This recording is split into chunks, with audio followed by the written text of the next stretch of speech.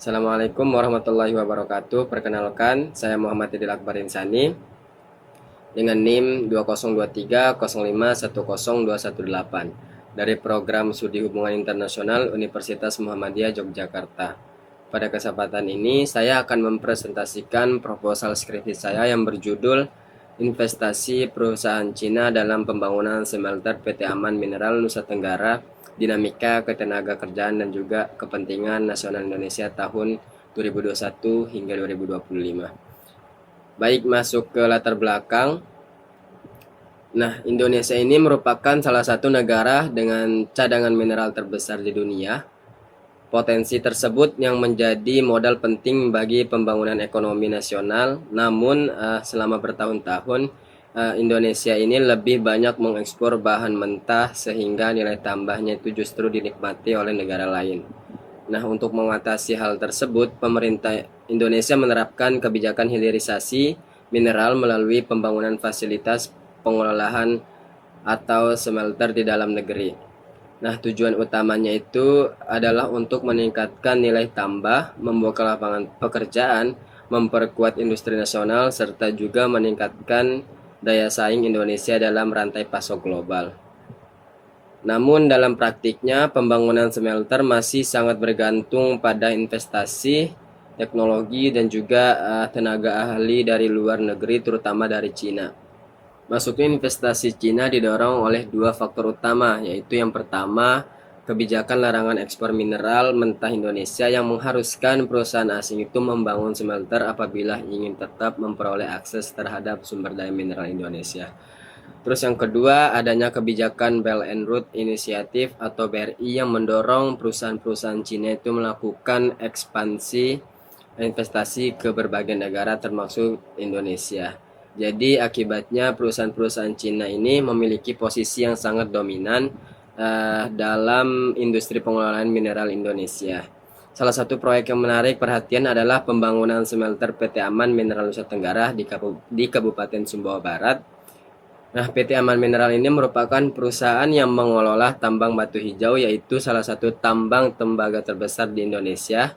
Dalam pembangunan smelter tersebut, PT Aman ini menunjuk perusahaan Cina, yaitu China Novarus Metal Industry Foreign Engineering and Construction Company sebagai kontraktor utama APC, serta China Marine Engineering sebagai penyedia layanan teknis.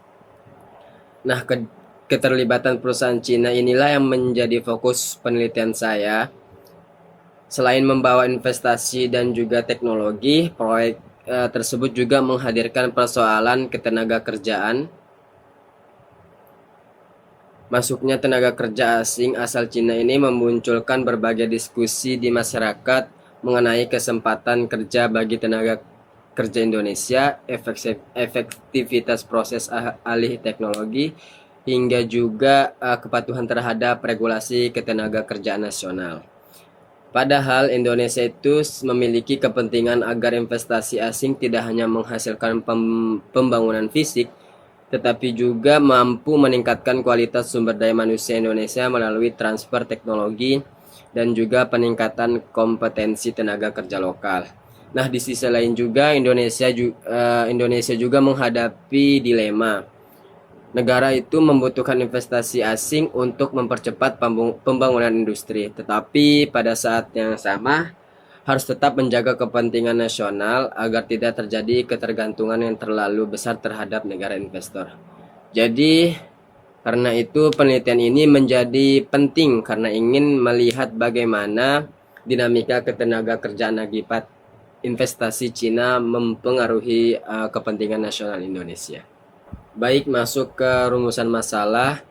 Jadi dari berdasarkan latar belakang yang sudah saya sampaikan, rumusan masalah dari penelitian saya ini adalah bagaimana dinamika ketenaga kerjaan dalam proyek pembangunan smelter PT Aman Mineral Nusa Tenggara, dan juga akibat keterlibatan perusahaan Cina mempengaruhi kepentingan nasional Indonesia pada periode 2021 hingga 2025. Jadi tujuan penelitian ini memiliki 3 tujuan. Yang pertama itu menganalisis dinamika ketenaga kerjaan yang muncul akibat keterlibatan perusahaan Cina dalam pembangunan smelter PT Aman Mineral.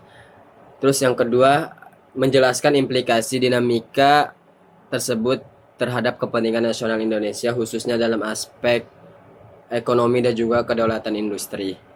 Terus yang ketiga itu ada mendeskripsikan bagaimana respon pemerintah Indonesia dalam menyeimbangkan kebutuhan investasi asing dengan pelindungan terhadap kepentingan nasional di sektor ketenaga kerjaan. Masuk ke bagian literatur review. Dalam penelitian ini saya akan menggunakan 3 penelitian terdahulu sebagai dasar penyusunan penelitian saya. Penelitian pertama dilakukan oleh Zulfikar dan Karim yang membahas investasi Cina dan juga konflik ketenaga kerjaan pada smelter nikel di Morowali. Nah, dari penelitian tersebut menunjukkan bahwasannya ketenaga kerjaan antara tenaga kerja asing dan juga tenaga kerja lokal disebabkan oleh lemahnya pengawasan, kurangnya optimal alih teknologi, serta juga perbedaan budaya kerja. Namun dari penelitian tersebut hanya berfokus pada industri nikel di Sulawesi. Terus ada penelitian yang kedua yang dilakukan oleh Fatur Rahman Wahyu Nugroho mengenai strategi investasi Cina melalui Belt and Road Initiative. Nah, penelitian ini juga menjelaskan motivasi geopolitik dan juga geoekonomi Cina dalam mengamankan pasokan mineral strategis. Namun dari penelitian tersebut belum membahas dampaknya terhadap kepentingan nasional hingga juga pada aspek ketenaga kerjaan. Penelitian yang ketiga dilakukan oleh Yoga Suharman dan juga Asep Setiawan mengenai kepentingan nasional Indonesia dalam kebijakan hilirisasi nikel. Nah, penelitian tersebut menggunakan teori kepentingan nasional Hans Morgenthau dan menyimpulkan bahwasanya hilirisasi itu memperkuat posisi ekonomi Indonesia. Namun penelitian tersebut belum juga memasukkan dinamika ketenaga kerjaan sebagai variabel analisisnya. Nah, berdasarkan dari ketiga penelitian tersebut, terdapat research gap karena belum ada penelitian yang secara khusus mengkaji bagaimana investasi perusahaan Cina dalam pembangunan smelter tembaga PT Aman Mineral di Nusa Tenggara Barat dengan menghubungkannya dinamika ketenaga kerjaan dan juga kepentingan nasional Indonesia. Masuk ke kerangka teori. Nah, dari penelitian saya ini menggunakan 3 landasan teori dan juga konsep. Baik, yang pertama itu adalah teori kepentingan nasional dan juga Hans Morgenthau. Melalui teori ini, saya akan menganalisis apakah pembangunan smelter ini benar-benar memberikan manfaat bagi Indonesia, baik dari bentuk penyerapan tenaga kerja lokal, dan peningkatan nilai tambah ekonomi maupun juga penguatan kedaulatan industri nasional.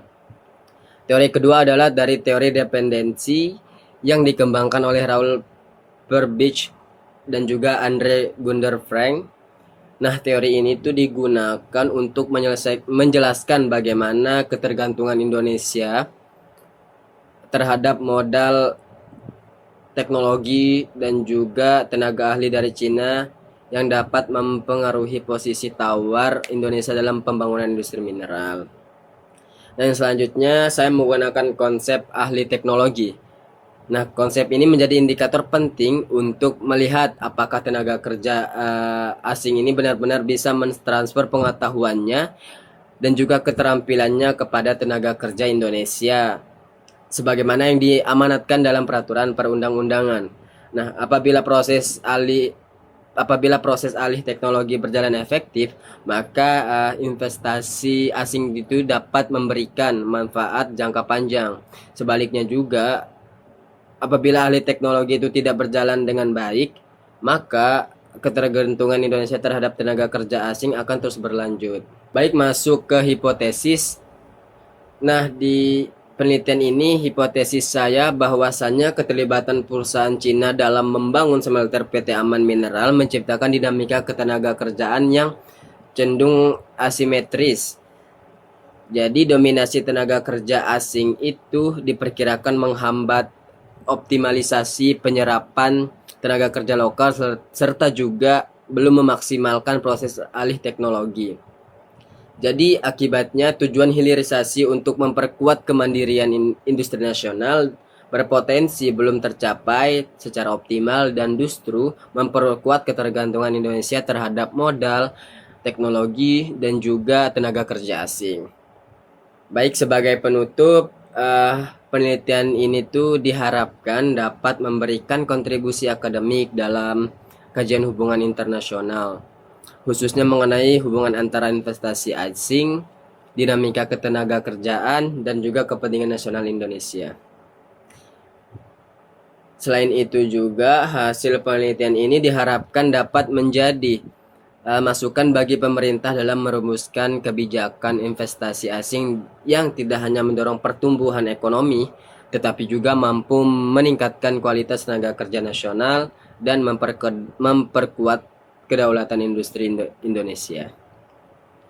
Demikian presentasi proposal skripsi yang dapat saya sampaikan. Terima kasih atas perhatiannya.